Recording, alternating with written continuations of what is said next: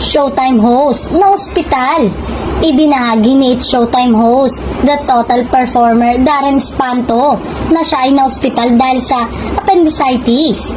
Ayon sa singer-actor, naramdaman na raw niya ang pananakit ng tagiliran noong nasa flight pa siya pauwi ng bansa matapos ang matagumpay na pagtatanghal ng Asap Natin To sa California, USA. Nakatakda sana siyang bumalik sa Showtime kanina, ngunit kinakailangan niyang ikansela yon dahil sa mga di inaasahang pangyayari sa kanyang kalusugan.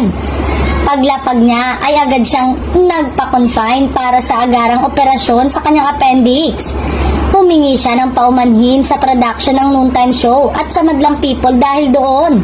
Sa Instagram story naman ni Darren ay makikita na nasa hospital bed siya. Nakadextrose pero nakangiti pa rin habang binivideo ang sarili. At heto nga ang chika niya. From the airport to the hospital.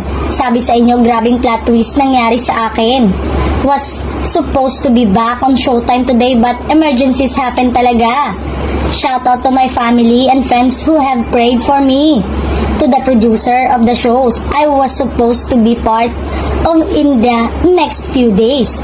I am so sad to have to cancel so last minute.